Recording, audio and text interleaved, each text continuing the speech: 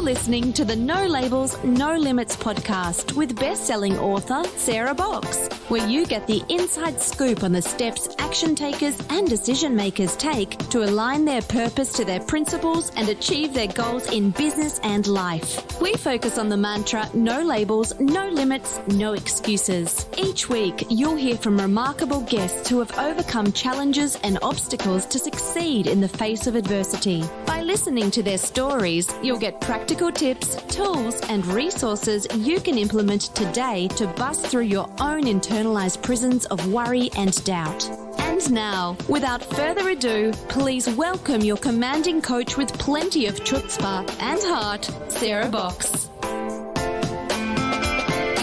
Welcome to this episode of the No Labels, No Limits podcast, a podcast all about helping action takers and decision makers like you align their purpose to their principles and achieve their goals in business and life. Hi, I'm Sarah from Sarah Box Coaching and Consulting.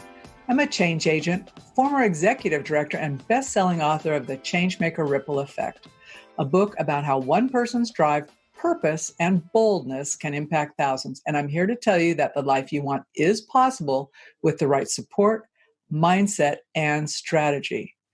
And on today's podcast, you're going to hear a lot more about that. We're going to be joined by Dr. Cali Estes, founder of the Addictions Coach and host of the Unpause Your Life podcast.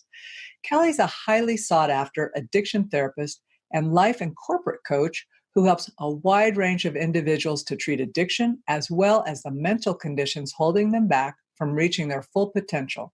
Her clients include professional athletes, actors and musicians, and world-traveling corporate executives and politicians. If that isn't enough, Cali is also the author of 3 books. Her most recent release is The 7 Key Principles to Tapping into the Wealth Inside You. In this episode, you'll hear about Cali's early experiences, including her dad holding a gun to her head to play Russian roulette, no joke, being homeless in Miami after losing a multi-million-dollar business, and marrying an addict, and how all of that brought her to the work she does today. She's also going to talk to us about what inner wealth is and the principles we need to tap into to live fully.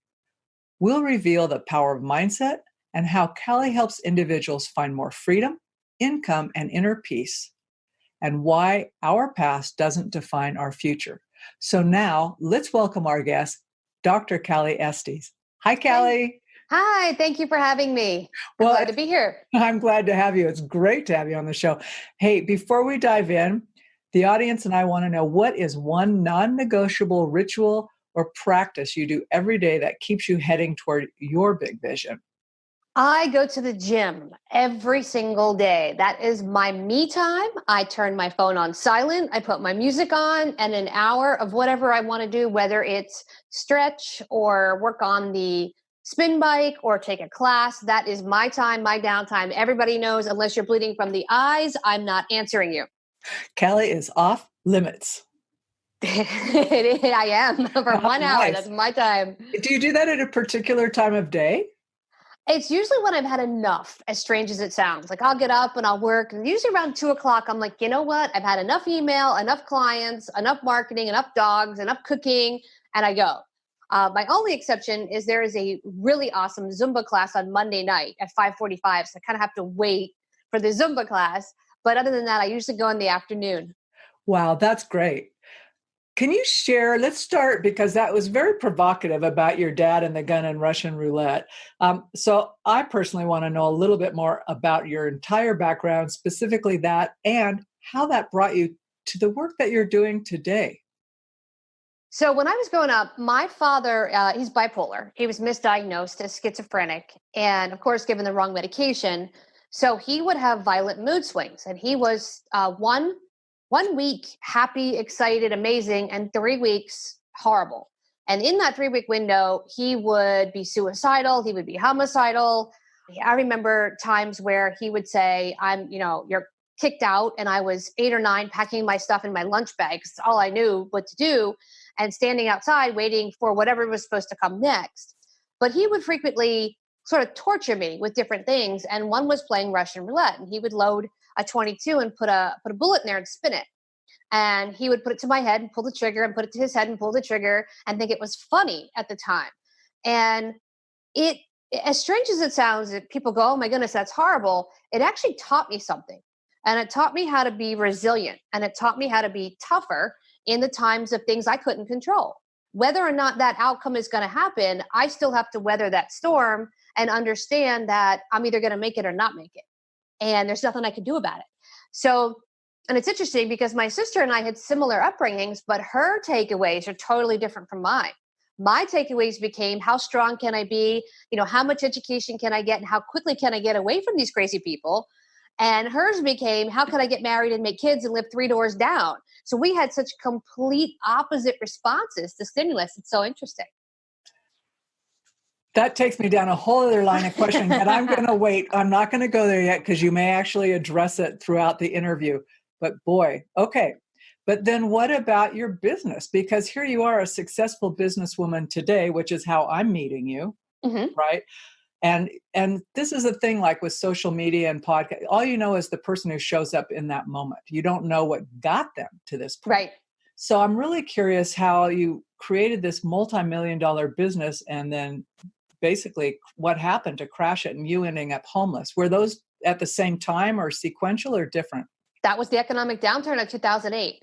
So growing up, I was very poor, and groceries were once every 2 weeks. And if you ran out of food, you ate ketchup and a piece of bread. That's what you did. So there was no other option. And I would come up with these little side hustles at 12 and 13 years old. And I created a newspaper before the computer, and I would handwrite it and go around and knocking on doors and sell it for $1. And then I did a big talent show. I think I was 13, maybe 14. All the neighborhood kids come do the talent show, and I charged their parents to get in. And then I made my sister bake cupcakes, and I sold those, and I kept all the money.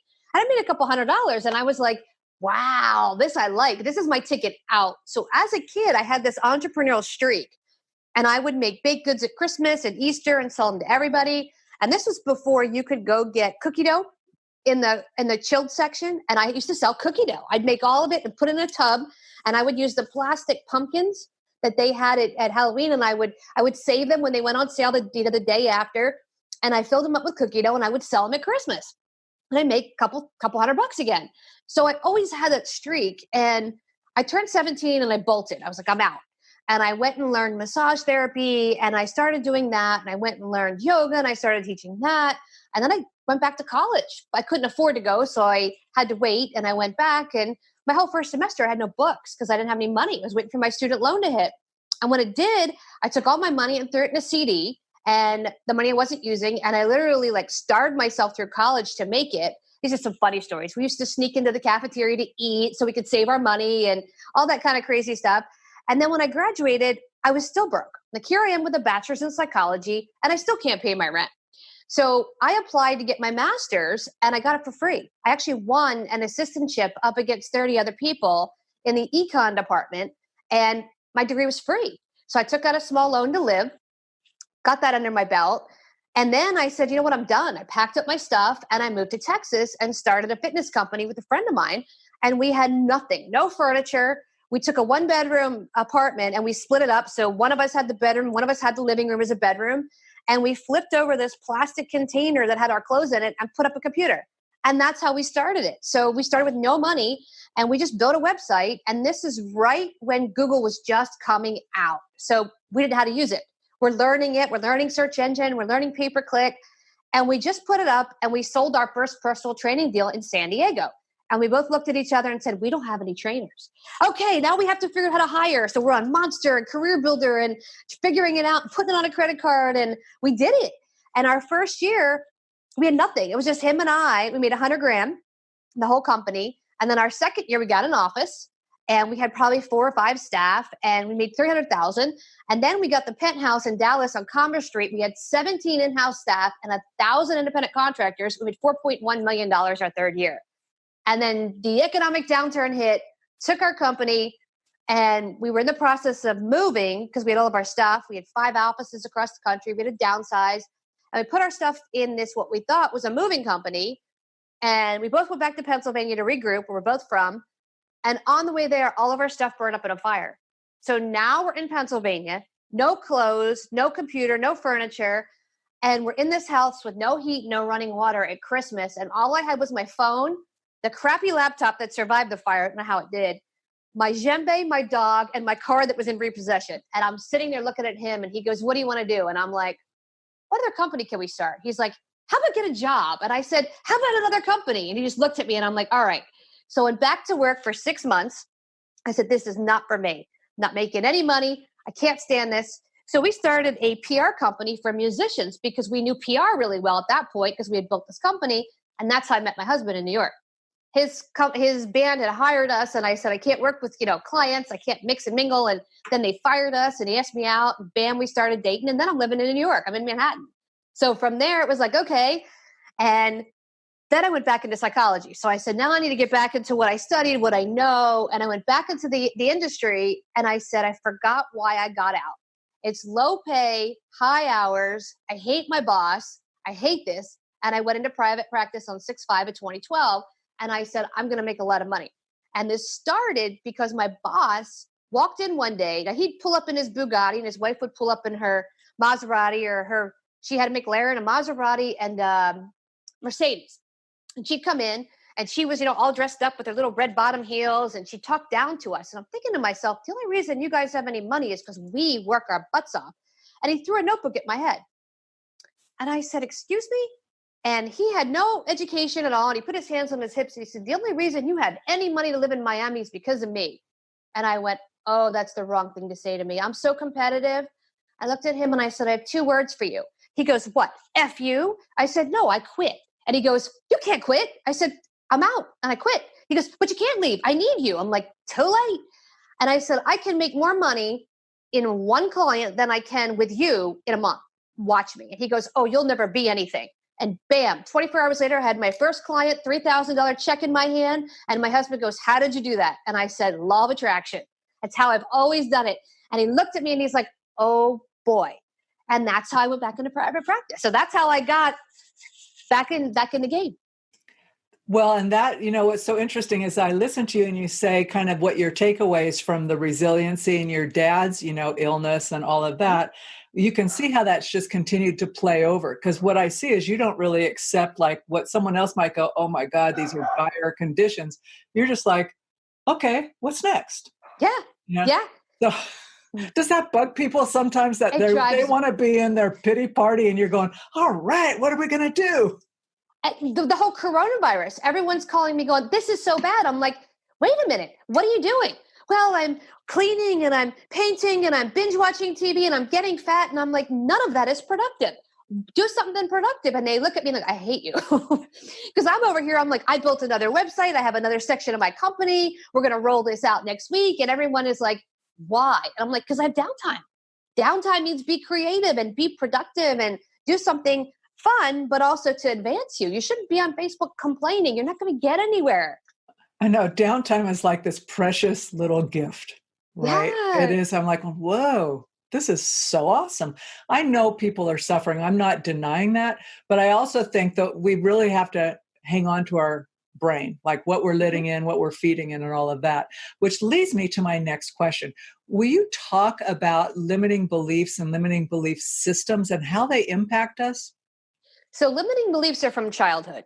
And I see them a lot with my clients when there's a major stressor and they go back in time to that coping mechanism that they had as a child. So if you're taught as a child, you're not smart enough or you're not educated. In my case, it was you're stupid, you're fat, you're ugly. You'll never find, this is my father, you'll never find a husband. And then my stepfather would say, well, you're not smart enough to go to college because no one goes to college. So that's a limiting belief. I'm not smart enough. I'm not pretty enough. I have to settle for whatever guy wants me and get a job at the mall. That's what I was taught. And I knew at 14 that didn't resonate. So I said, I'm going to do the opposite. I'm going to get a Ph.D. and I'm going to go out there and make money and be important and do something to help people that I love. And that did not fit with my family's belief system. So as I started doing that, 2 things happened. No one would visit me and no one would acknowledge my success.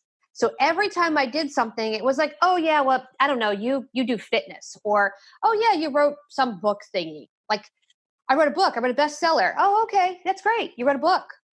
Did you read it? Nah, we'll get it. My mother didn't even buy my first book. She's like, I'll read it whenever. I'm like, why have you not read it? She's like, well, I don't want to read about me. And I'm like, you need to read about you. It's in there. So limiting beliefs is you're always feeling like you need to follow someone else's path that's given to you. Now, my sister followed the path. She married the local boy she met when she was 22. One was a bartender and one was a waitress. They met. They got married. She got pregnant. She had 2 children. They bought the house a couple streets over from my mother, and they moved in. Bam, she's a stay-at-home mom, and he has a job at FedEx. She did what the family told her she was destined to do. Did not go to college, didn't write a book, didn't do anything. So as I'm building my company, I called her and I said, you're going to join me. And she goes, oh, I can't do that. Well, why not? Well, I don't know what I'm doing. I'm like, you're getting a job with my company and I'm going to show you. And she was terrified. And then, of course, my mother called and said, what are you doing? You can't pull her into that nonsense. I'm like, nonsense? I'm going to make her successful. No. She's doing just fine. She's a mother. And I'm like, she can't be a mother and successful? Well, no, she needs time for her kids. What does she do when they're at work, at school? What does she do? Well, she's cooking and she's cleaning. And I'm like, what is it, 1950? So my mother and I are arguing over this. And I called my sister. I'm like, this is what you're going to do. I'm going to set you up financially, because what happens if something goes wrong? You're not the breadwinner. You have no marketable skill at all. And you're 40 years old. What are you going to do? And she's like, well, I haven't thought about that. I said, honey, guys walk in, and ask for a divorce at any time and go, I found a 21-year-old, here's divorce papers. Where are you going to go? And she's like, well, I don't know. I'm like, you've got to be prepared. So we are so opposite. And our limiting belief system was the exact same. Our parents told us, this is what you're going to do. You're going to get a job at the mall, make babies, marry the local boy, and live next door. And she followed it, and I did not. And defeating your limiting beliefs is stepping back and going, what do I want? I know what my mother wants. I know what my father wants. I know what my family expects me to do. But what do I want to be, and where do I want to go? And I have a lot of clients that end up on drugs and alcohol because they denied what they really wanted, and they followed their limiting belief system. For example, I have a client who, he is an accountant, probably one of the best accountants you'll ever meet. And he says, I hate what I do. I hate numbers. I hate the computer. I am people oriented. I love people. And I sit here all day and I look at screens and numbers. I said, what do you want to do? He goes, can I be honest? I said, yes. He goes, I want to be a counselor. And I said, you're an accountant making almost 7 figures. You realize you're going to make 40 grand. He goes, I don't care. I want to help people. I said, all right, let's do it. And he goes, what? What do you mean? I said, let's do it. Let's figure out what you need to do to go back to school and become that counselor. And he goes, I'm terrified. How do I tell my family? I said, I have to tell you, you're 50 years old. It's okay to do what you want to do at 50. And you have enough financial security to do it. So I had to get him out of this limiting belief system he had since he was a child. He's 50 years old going, my mother's not going to like that. I said, trust me, your mother's 75. I think she'll be just fine with whatever you do at this point. You need to do you. And that's how you defeat the limiting belief system, is you go for something different. Go for what resonates. So that's an interesting challenge, because folks who have not listened to what resonates for them for a long time, it's so hard sometimes to filter out like what is you and what is everybody else, or like what do you think you should be doing to whatever, right? So how do you help people get centered to do that, Cali, and to really calm down the outer chatter to go, oh, this is me. This is my voice. This is my feeling. I make it a game. I say, let's play a game. And they look at me and they go, okay, because a game is just fun. It's not serious. I'm not committed. I said, I want you to create me a bucket list. If you could do anything or be anybody, I want 25 things you want to do or be before you die, just hypothetically. And the first thing they go is, well, I don't have 25. Because I always ask for more. I know if I ask for 25, I get 10. Okay. And I send them home with it. And I say, I want you just to play. And I don't want you to be restricted. Now, if you're a barista at Starbucks, don't tell me you want to go to the moon. If you're happy being a barista, you're not going to have the financial ability to do that. But if you have a plan to get there, I want to know what it is.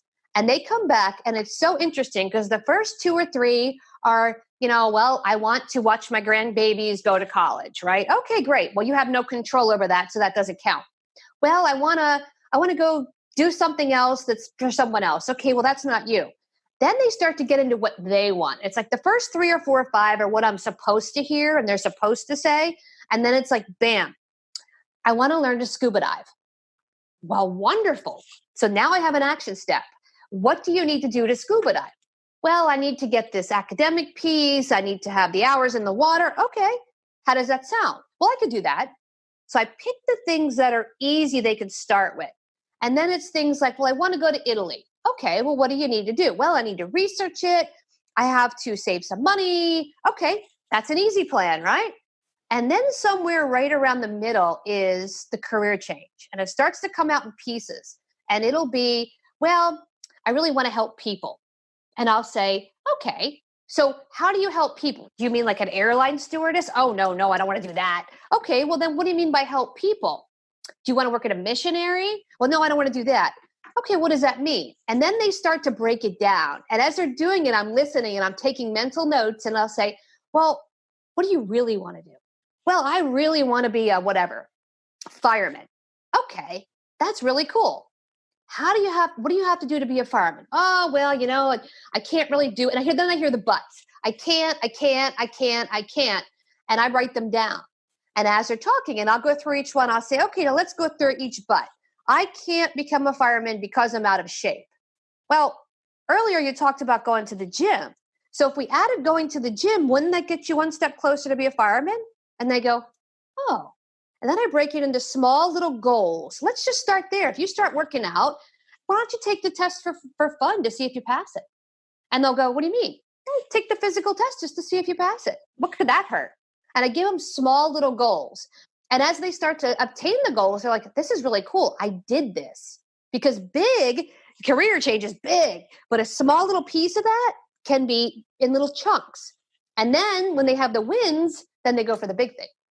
The cool thing about that too is when we do those things, Cali, all of a sudden, and it might just be 6 months of little wins, and you look back and you go, I never thought I would be here where I am today. And the truth is, you could have just kept doing what you're doing, and 6 months is still going to pass. You might as well try something and be further down towards something that really enlivens you. Yeah. And it's so interesting because people always say, I can't do that. And when I was writing, I've done a ton of manuals for the school I have. I have the largest online school for addiction studies in the world. I've written copy for manual after manual after manual. And then I sit down to write my book on my life story. And I'm like, I can't do this. I can't. And I sat there with it. And my husband, well, why not? I'm like, I don't know. I just can't. And I would just sit there and with a blank page for hours. And he goes, what's the problem? Like, I don't know. So I called my friend who's a psychologist and I said, I got an issue. She says, what? I said, I got block. She goes, what's the problem? And I'm like, I don't know. And I'm sitting there talking to her and I'm like, you know what? If I put this out, it's going to bring shame to my family. And then it went back to limiting belief. And she goes, Cali, everybody knows how bad your family was. You talk about it constantly. There's no one doesn't know. And I'm like, really? And she goes, just do it. And all of a sudden I started writing and it just started coming out. And she goes, act like you're not going to publish it. Do it as a therapy exercise. Okay. And I just wrote. And then it got to be overwhelming. So I just started voice recording and I just started doing it. And a friend of mine goes, let me transcribe it just for fun. And I went, just for fun. He goes, yeah. So I sent it over and then it came back and I'm like, this is a book. The whole thing was a book. And he goes, yeah, maybe. And I said, well, what now? And he goes, now we put it APA style. So we did it. And then my husband sent over his part and it came back and he's like, Cali, this is ready. I'm like, oh, I don't know if I'm ready. And he goes, your book's done. Publish it. And I went, are you sure? And he goes, just do it. And it went wildfire. And I was afraid because my PR team said, this is going to tank your career. You're going to lose everything. And I said, why? And she said, well, your book says F this, F that. It's a little much. And she goes, you talk about some stuff in here that's pretty wild. And I said, but it's all true. And she goes, yeah, but it's pretty wild. I said, but it's all true. If it's true, why not put it out there and see if it helps somebody? So he did, and it did. Tired of feeling stuck and ending with the same result? Want to know how Sarah can help you with one-on-one or organizational coaching? Then book your free discovery call at sarahbox.com/contact. Now, back to the show. So that is a great example of you don't know. I mean, when I think about like, not just anybody, but even for myself, the things where you go, I'm not sure I'm ready or I'm not going to do it. But I always think about, but if you don't do this, so if you hadn't written that book, I think about the people who might not ever have been helped because they didn't get to hear Callie's experience and what you did and how you did something. I'm thinking, you never know who you're going to help. And so just put it out there, and Yeah. you're not being malicious. So, but I do, in today's environment, so I think like limiting beliefs, they can be a burden. But now when people are kind of freaked out with everything going on economically and all the changes going on, how do we get out of that like place where people are in that survival thing to getting back to where we can really thrive, whether it's in an economic crisis or pandemic or just in life in general? So, one of my core beliefs, and this is not my family's belief, so I had to learn this on my own, is that money is universal life force energy that we exchange for goods and services. And what happens in times of scarcity is we hold on to money, we hold on to everything. We're out there hoarding toilet paper, which I don't know why. And we don't want anybody else to have for fear we won't have. And what happens is, because I believe in universal life force energy, the universe goes, oh, you don't need any more money. You don't need any more abundance because you have 37,000 rolls of toilet paper. You're abundant. You don't need anything else from me. You'll be fine. So instead of sending a message to the universe of, I need more so I can help more people and do more things, you send a message that says, I don't need anything because I'm going to hoard this. You can't hoard stuff. So I did just the opposite. When I had a whole week where we didn't make one sale, not one client, not one student, not one book sale, nothing. And everyone's calling me going, what are you going to do? And I go, I'm spending money and I'm focusing on abundance coming in, money going out, money coming in. So I reached out to everybody on Facebook and I said, I need to know who's in scarcity, who really needs my help. If you have an iPhone and you're at home, you're okay. Who's homeless at the moment? A friend of mine reached out to me and he goes, I'm in my car with my dog. I said, what happened? He said, I was in Mexico. They're shutting down the border. I threw everything in my car and just started driving and realized I have nowhere to go. And I have $400 to my name. I said, okay. So I said, what are you doing? So strategically, we figured out a place for him to go, send him some money, send him some supplies, and everything is great. I think maybe I sent him $250. And 4 hours later, I got a sale for $2,500. So that's universal life force energy for me. That's how abundance works. I help you, you help me. And then I reached out on Facebook and I said, who is a small business owner that's struggling? Who's struggling? And a friend of mine's friend owns a shoe store in Washington State. And she said she has all these shoes. Of course, nobody's buying shoes right now. It's not a staple. So I said, send me the link. And I went online and bought a pair of Birkenstocks. Beautiful shoes that came. And I also helped a personal trainer friend of mine who has no work. I said, hey, I have to move. You're a big buff guy. You want to help me move? He goes, oh yeah, free workout and get paid? Absolutely. So he's in. And then there's another girl I met on Facebook who just allows homeless dogs to come into her house. And she goes, I really need dog food. And I can't get to the store and because I'm not working. And she says, I'm a potter. So I could buy a piece of pottery. But I said, listen, let me just send you dog food and dog bones and puppy pads. And so I spent $100 and I sent her enough supplies for a month. So just by doing that, universe blessed me with a few more students and a few more clients, and we just moved it around. And if everybody would just do that, we would all be in thrive. It's when you stop and go, I'm not surviving, I have to hold on to what I have, you're not going to get anymore because you're not willing to spread it around. Whoa. And that is, well, no, but that's true, right? And it's counterintuitive. And it's been interesting as you say that. I'm thinking about the people that I've been in contact with who are trying to do small things, so supporting a local restaurant, buying gift cards from a shop or something so people can shop online, or reaching out, and I had someone call me, say, I'm going to get fresh vegetables. Do you need anything? I just gotten some, thankfully, we just got restocked. But those little gestures, right, that go, we can help. We're well at the moment. Everything's fine. And it starts making the world feel bigger again and less freaked out, right, when you talk to people.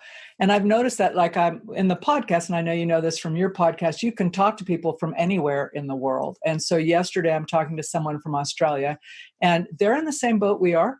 They're doing the same thing. They're on shutdown, and And I'm just thinking, it doesn't matter where you are, you're dealing with the same thing. And it's so helpful to listen to how upbeat people can be and how they're being very creative about the whole, how are we going to do this? And less is more. And I'm going to, this is so off the wall. I'm just going to tell you this, since you believe in the universal law and all of that, I know that you're not going to go, what a whack job Sarah is.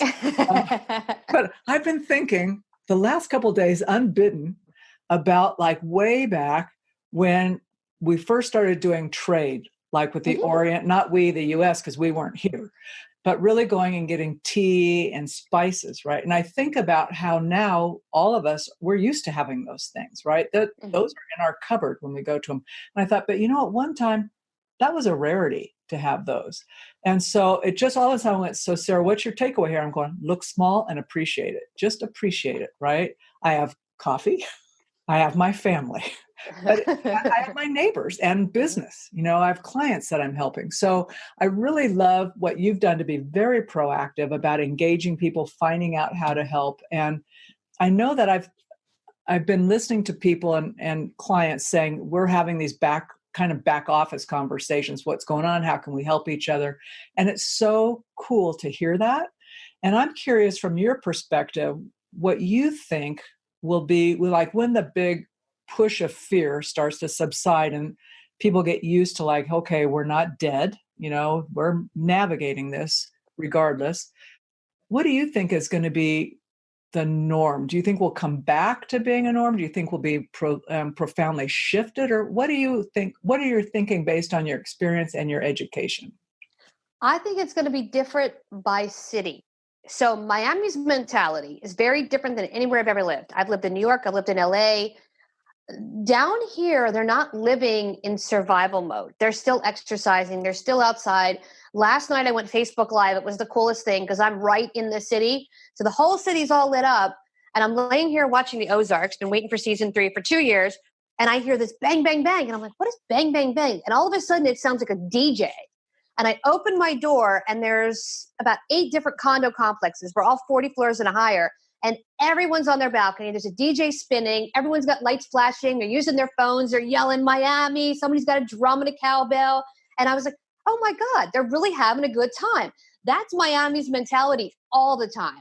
So I think when we're set loose, it's going to be party central. The drinking's going to go up. The drugs are going to go up. Everyone's going to have a party. That's just Miami's culture. Is that going to happen everywhere? Probably not. I think the different cultures of the city might be more conservative, but we're not conservative. We're party central. I think Vegas will be party central. I think people are going to start traveling.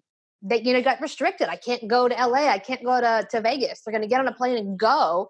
And I think we're going to see a surgence in spending money on entertainment and fun because we lost the arts. And I find this interesting because I have a husband who's a musician. And we've been together 12 years, and I've heard everything from, you guys should play our club for exposure. We're not going to pay you. We want you to work, drive all the way here and play, but we're not going to pay you, all the way up to him getting paid. And I think now people are going to value the entertainers and the comedians and the musicians and the artists because they're what get you through in a bad time. And you don't have it. You're watching reruns of Adam Sandler and Kevin James and Kevin Hart. And I had tickets for Adam Sandler. I was so excited and I couldn't go. And it's like that, I think we're going to start valuing more humanity because we lost it. And I think you're going to see people spending money finally on the arts where it should be and less on garbage from China. And I think we're going to see that. I hope you are right because that really, because that's the enriching part of life. You know, I just, in February, I'm thinking, whoa, it's already the end of March. But in February, we were able to go to San Francisco and see Sting and his production there. And then 2 weeks later, right, no travel, no productions, anything. And I looked at my husband, I said, oh my God, timing is everything. Thank God we got to go because who knows when we're going to be able to do that again. And it's just a part of life. And we need that. We need that as creative folks. I love that vision, though, of everybody out and playing music and stuff. You're like the Italy. Yeah. Yes, you're down there on your balconies doing your music thing going on. Well, I Googled what happened in Brickell, and I noticed the DJ. So the way we're lined up is there's a front row in front of us about probably 15 that I can see easy condos. And then I'm in a row of 15. So I'm a block from the water. And then behind us is another 15. And then the main road, another 15. So I hear this DJ and I'm like, this is a really good DJ. And I started Googling and I'm like, oh my goodness, he's at SLS, which is catty corner behind me. He's hopping from place to place and he's DJing until he gets kicked out. And he got kicked out at SLS. And then he was over here the other day. And I'm like, he's in our building, either here or next to us. And it was so cool because it's like you could hear it like a big dance party. And I'm like, what a cool idea. So he's out there spinning and people can hear it. And now he's got tons of press. So he was out there playing with his mixes and the cops, they come and shut it down. I think like 2 or 3 hours into it, they came and shut us down. But they're pretty lax here in Miami. Miami's very, fun and culture vibe, and the clubs don't open till midnight here. So, dinner's at 7 or 8 at night, and then you go to your club at midnight and it's open till 8 o'clock in the morning, and then bam, you have breakfast alcohol. So we're a party city, and I think everybody's going to be out as soon as this is lifted. Well, I hope people can take, even in the meantime, those sparks of like life, like you were talking there, wherever they are, to find those and really enjoy the moment and what's going on, wherever they are. Yeah. Because it'll come back. So as we're wrapping this up, Cali, what are some words of wisdom, regardless of where people are listening to you from today or the day they're hearing this, what are some parting words of wisdom that you would give based on all of your ups and downs and your like cycles up to success and your attitude that'll help people kind of move from where they are to where they actually want to be? First thing is reframe what you see. So if you think it's this horrible, devastating thing, stop and go, wait a minute. Let me reframe this. What can I take from this that's a positive? And how can I utilize that to get to the next step? Instead of getting stuck in the negative and woe is me, whether you lost your job or your boyfriend left you or whatever happened, stop for a second and say, what's the good in this situation? And what did I learn?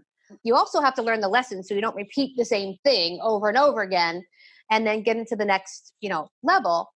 But not only that, also you have to, if you have a goal, you have to do it. You cannot die with your music inside you, as my husband would say.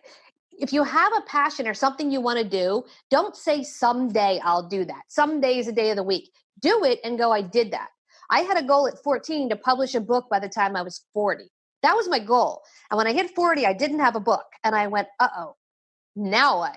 I need to do that goal because that's on my bucket list. And I wanted to say I wrote a bestseller. That was my goal. So even if you think you can't do it and you want to do it, just start doing it. Little chunks at a time until it's done. Even if people say you can't do it anyway. We are using the same playbook, sister. Awesome. Thank you so much. I so appreciate you taking time to be on the podcast. I know our listeners are going to take away so much value from what you've shared. And here's to your health and wellness, Cali. Well, thank you. And thank you for having me. You've been listening to the No Labels, No Limits podcast with best-selling author, change agent, and strategic vision coach, Sarah Box. You can grab the show notes and find out how to work with Sarah at sarahbox.com/No Labels, No Limits podcast. We'd love this podcast to reach as many people as possible. So please remember to rate, leave a 5-star review, and share the podcast with someone you think would get value from this conversation. Until next time, keep taking those daily action steps to align your purpose to your principles and achieve your goals in business and life.